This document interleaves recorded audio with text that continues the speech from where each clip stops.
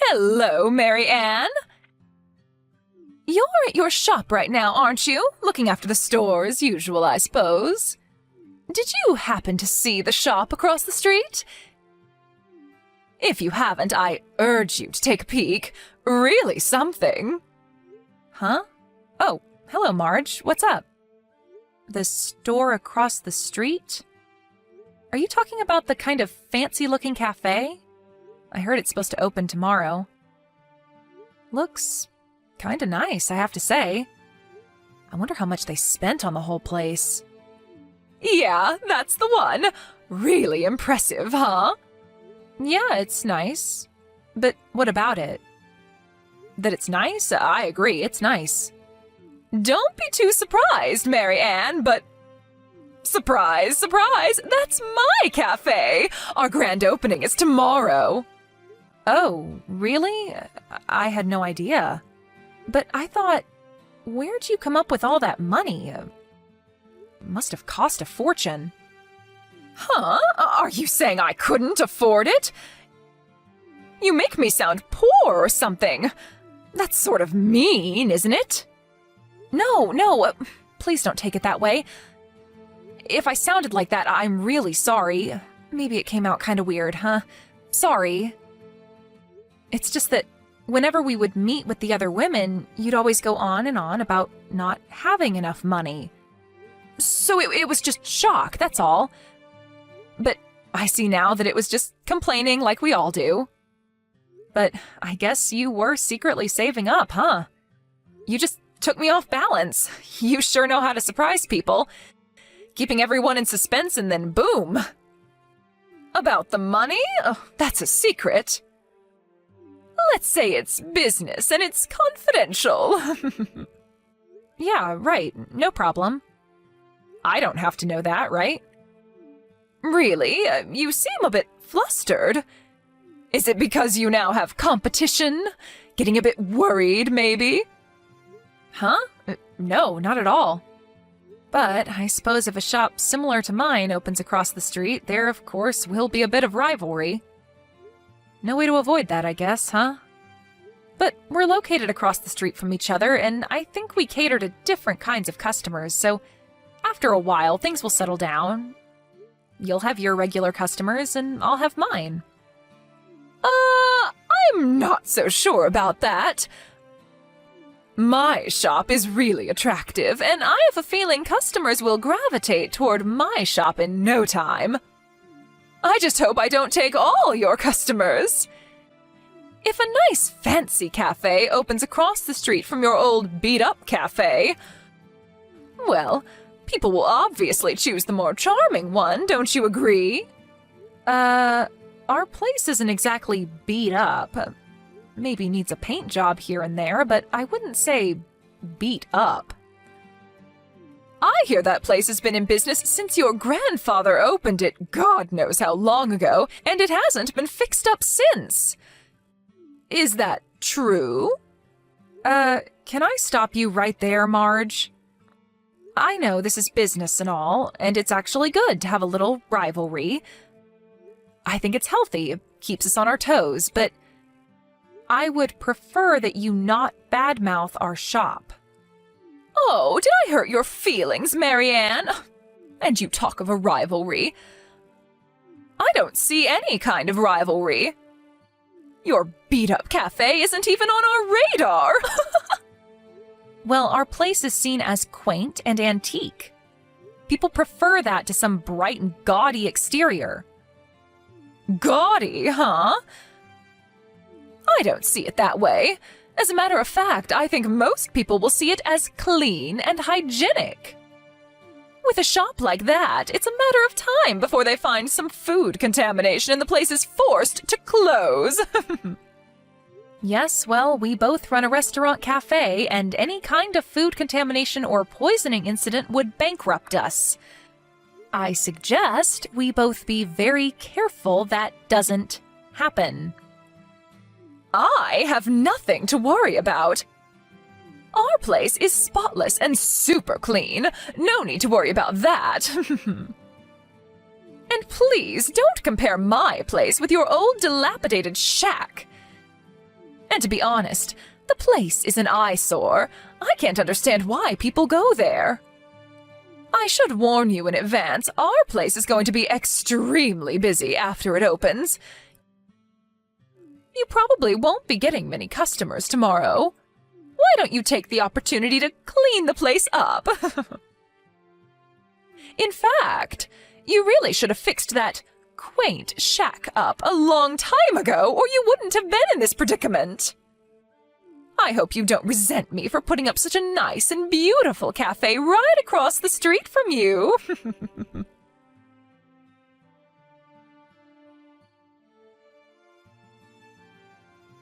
Hello, Marianne. How have you been? Keeping busy? Or are you just lounging around and whiling away the time? So sorry that business is not picking up. I told you you should have used the time wisely and did a little fixing up. Oh, hello, Marge. Been about a week since you opened, huh? Looks like you're doing okay. As for my place, we're not doing so bad. Revenue hasn't really changed much. I would say it's within our forecast. I was surprised our regular customers were so loyal. Oh, on the defensive, are we? Well, I don't blame you for being touchy about it. It's hard to see your little rundown shop deteriorating even further. I was just thinking. You run that place with your husband, right? He does the cooking and waitering, anything that comes up, doesn't he? Yeah, he helps out any way he can. It is a family business. Tell you what, Marianne, since you guys are really having a hard time, what if I told you I'd be willing to hire your husband at our place? Help you guys out a little. What do you say? Excuse me? Hire my husband? Are you serious? I'm just lending a helping hand to a fellow cafe owner, that's all. You don't have to be so shocked. I figured your business was suffering, so I offered to help. What's wrong with that? If your husband comes and works for us part-time, it'll help to cut costs. With the lack of clients, he has nothing to do anyways, right? No need for that. We're not really in the red. Business is as usual.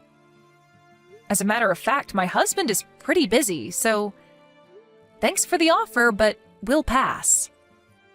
There you go again, getting all defensive. I know that pride is probably getting in the way, but there's no need. What are neighbors for, right? I'm sure you've seen the big long lines outside our place. And it's only been a week. It hasn't let up at all. I mean, can you believe it? It's only been a week and our cafe has become this popular. Who would have thought, right? Now, if I could hire your husband, a pretty handsome guy, I have to admit, if he would work at our place, I bet we could double the amount of customers.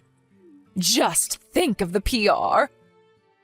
A handsome guy like your husband running our cafe alongside a beautiful woman like myself. Our place would be the most talked about place anywhere. I bet we would be written up in the local paper or even a spot on TV. Oh, am I hearing you correctly? Did you start that cafe for the sole purpose of luring my husband there? Was that it? Not so sure about that. That's confidential. Well, I'm positive of one thing, Marge. My husband has no interest whatsoever in your new cafe.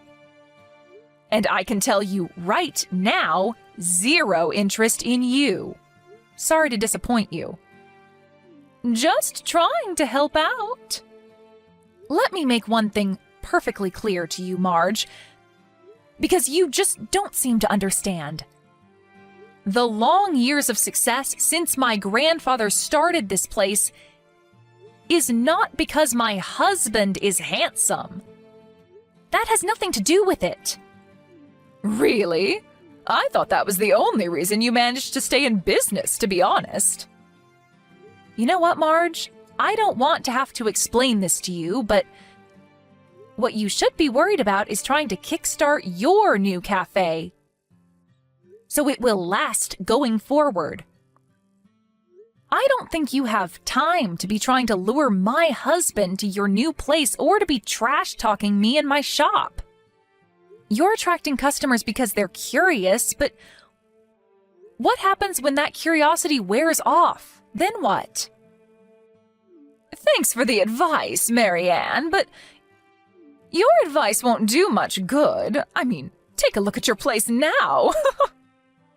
It's not simply out of curiosity that people flock to my cafe, Marianne. It was my business sense that did that. Look at the place. Look at all the people lined up outside. In less than a week, I was able to transform this place into one of the most popular cafes in town. There's no denying it.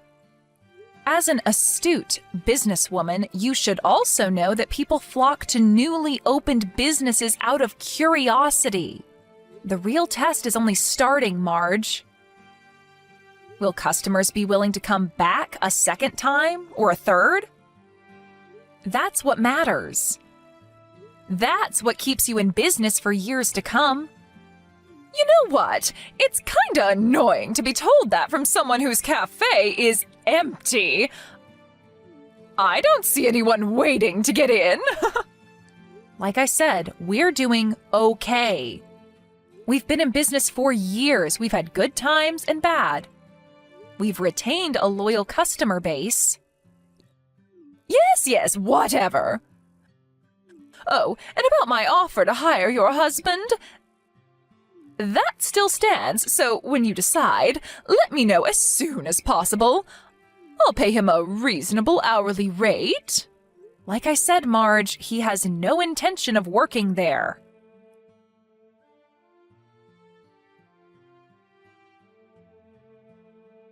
Is it true? I just heard about it, Marianne. I couldn't believe it. This is serious. You know that, I hope. I warned you about this. It finally happened. A case of food poisoning, right? That's a death knell for your business. You won't be able to continue. I feel so bad for you, both of you, out of a job. That's tough. What are you going to do, Marianne? Like I offered before, I'm still willing to hire your husband at our cafe, but only your husband. I'm sure you can find something somewhere else. I have no idea what you're talking about, Marge. What food poisoning? I wish you wouldn't spread unfounded rumors. It's bad for business. Are you serious, Marianne? Are you really thinking of not reporting this to the authorities? You could lose your business license, you know. Food poisoning is no laughing matter. If I were you, I would really consider the pros and cons before doing anything irrational. But it's just inconceivable to me, as a business owner like you, and not to think of the safety of customers? How could you? Again, Marge, I have no idea what you're babbling on about. What proof do you have to accuse us of such a thing? That ambulance that came yesterday, what was that all about then? It looked like it was something major, all those people crowded around. You're not denying that, are you? When was this? You say this was yesterday? Yes, an ambulance pulled up in front of your old beat-up cafe. I saw someone getting carried away on a gurney. I know what I saw. Don't try and deny it, Marianne. Right afterward, I went out there and talked to Mr. Gaines. You know him, right? He owns that pizza place down the street. Well, he told me that your little establishment has been around for some time, and that you've had sanitation problems for years. Not only that, but the entire place is antiquated. The kitchen and the dishwasher systems wouldn't pass muster now. said the place is a disaster waiting to happen. Marge, can I stop you right there? For starters, our cafe was closed yesterday. We've always taken Monday off and try to stay open on the weekends. I thought maybe you would know that. Closed? You mean? Yes, we were not open. We're closed on Mondays. Everyone knows that. Closed on Mondays, huh? I had no idea. I heard about that incident from a neighbor, but what she told me was that Mrs. Todd, who runs that gelato place next door, apparently slipped on the stairs and hurt her back. I guess that's why they called the ambulance. They parked right in front of our place because 2 cars were blocking the entrance to Mrs. Todd's shop. I guess it looked like they were at my cafe. They had no other choice but to stop in front of our place. At least, that's the story I heard. Oh, really? There was such a big crowd out there, and Mr. Gaines, you know. You know what bothers me more, Marge? If you're running a business like a cafe, I would think you would know when other rival businesses are operating. If you want to run a business, you should know this. Are you sure you can manage to keep operating this way? Actually, I knew that. I've got it all on my calendar in the office. I've just been too busy lately, you know, with the long lines and all. And why did you spread rumors about our place having this food poisoning incident? If you had known we were not operating, you wouldn't have made that mistake. Yeah, well, it just looked that way, so... And why didn't you verify that it was really a case of food poisoning? It could have been any number of things. Maybe a kid tripped in front of our cafe, for example. To go and blab about someone getting sick in our cafe and spreading that false rumor around is, honestly speaking, totally irresponsible. And spreading rumors about food poisoning is a serious accusation, Marge. It could have ruined us. We may already have lost customers due to this. Do you realize the gravity of this? That was not my intention. I was only trying to. And another thing, those 2 cars that were parked in front of Mrs. Todd's place, turns out they were customers visiting your cafe. Mrs. Todd told me she had complained to you about using her parking space, but you completely ignored her. That's why the ambulance had to park in front of our place. Huh? Why do you even know about all this? Did you snoop around and ask questions? Unlike you, we have a tight-knit business community here, and we exchange information all the time. We help each other out when needed. Although Mr. Barnes has shunned any contact with us. He only started his shop a year or 2 ago. I guess he prefers to go it alone. A tight-knit business community? I've never heard of this. Why wasn't I invited? People have been in various businesses around here for generations. Like I said, a tight-knit community. A lot of information gets passed back and forth. The information I'm getting is that, although you spread these malicious rumors, nobody believes any of it. I doubt Mr. Barnes even believes it. Oh yeah, and about the owner of that gelato shop, Mrs. Todd? She's my husband's aunt. Huh? You guys are related then? Yes, like I said, it's a tight-knit community. I've got a bunch of relatives that own businesses around here.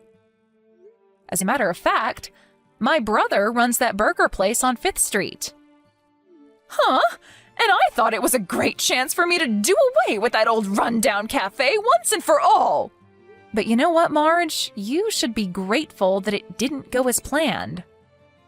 Huh? Why should I be grateful? Well, for one, I won't have to press charges against you for slander and spreading false rumors about this food poisoning incident. If those false rumors spread and customers avoided my cafe, well, I could have sued you. Huh? Well, it didn't do any harm. Nobody believed it anyway. Lucky for you. But if people had, you would have been prosecuted and ended up with a criminal record. A criminal record? What are you even talking about? That's right, Marge. You would have been legally deemed a lawbreaker. You were on the verge of breaking the law. So you should be grateful that it didn't progress any further. Come on, Mary Ann, you're blowing this all out of proportion. You're over-exaggerating this whole thing. I wish you wouldn't threaten me like that.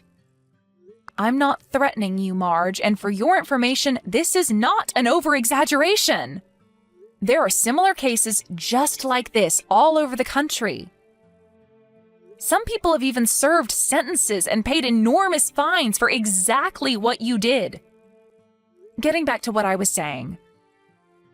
The main reason for causing all this in the first place is it was simply out of frustration and payback for not being able to lure my husband away and have him work at your place. Isn't that right? This was all about retribution for not getting your way. That's not how I... Please, Marge, don't try denying it. I know all about it. My husband said you had been persistent in your effort to persuade him to come and work for you. Although I suspect there were ulterior motives, which I won't get into here. Anyway, my husband resisted, refusing your constant pestering of him. He finally sighed with relief when you finally eased up a little. I was only trying to help him. I don't know where you got the idea that we were in trouble financially. You probably thought that the only reason we were able to stay afloat was because my husband was good-looking and women, were flocking to our cafe just for that reason. But what other reason is there? That place is a dump. Why would people go there? I was only trying to help him and you out. Yeah, you're right. I did try and lure him to my place. I figured it would be a wise business decision. He would definitely bring in business. Any business-minded person would do it. Do you really think such a short-sighted strategy would last? Do you really believe that you would be able to continue to do business for over 60 years as we have? You're completely delusional if you think that's a sound business decision. Wait, excuse me? That place has been operating for more than 60 years? That's right, but getting back to what I was saying. Yeah, sure. I won't deny that my husband's good looks attracts female customers and even some guys, but our main selling point is our fantastic coffee. That's what people come to our cafe for. And they've been coming here for decades. You're saying you guys are coffee specialists? My husband was a regular customer back in the day. I was working part-time at the cafe to help out my dad. That's where we met and eventually got married. After that, he started working at the cafe, where my father taught him everything he knows about coffee and the technique and skill required to make the best coffee in the world. Well, at least the best around these parts. I think we've succeeded given the fact that people have been coming here for decades, and we have a solid customer base because of our dedication. Long story short, we've maintained our decades-long tradition handed down from my father, which continues to the present. Tradition, huh?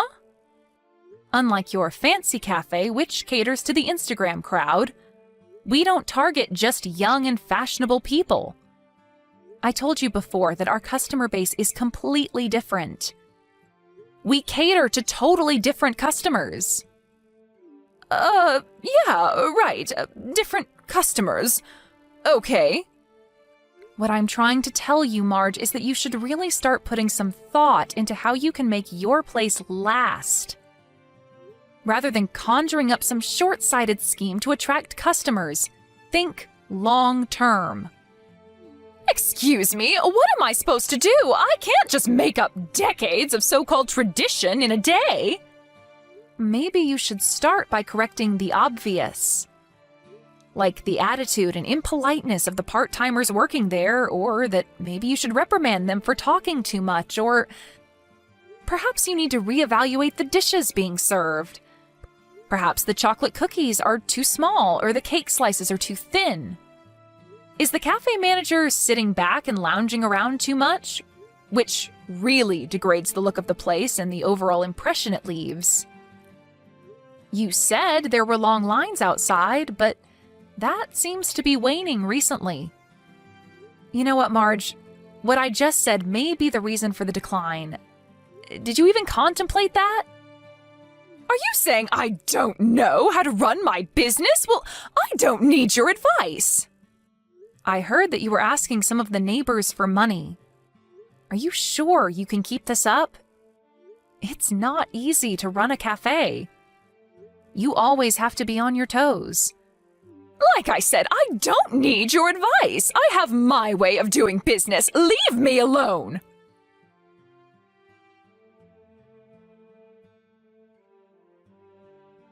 After I gave her that advice, she didn't pester me or my husband any longer and went about trying to run her business her way. But it seems she was not only having trouble running her cafe, but her personal life was in the doldrums. About her down payment on the cafe that I was concerned about, it turns out she scraped together the cash from her husband's savings and dipped into accounts she was not permitted to touch. And apparently borrowed a considerable amount from various financial institutions. Her husband, who was working overseas at the time, was absolutely furious. Another thing that thoroughly pissed him off was when he heard that she was lusting after my husband. What's more, she has 2 kids, but completely disregarded them and focused all her attention on the cafe. The more the customer base declined, the more she became frustrated, spending every waking minute on how to revive the cafe. You can probably imagine where this probably went. That's right. The marriage eventually ended badly, and the cafe suffered a similar fate. All that was left was a mountain of debt. All her efforts were just one wild goose chase, a self-defeating endeavor. Last I heard, she was working various jobs to make ends meet, and to pay back the enormous debt she had accumulated.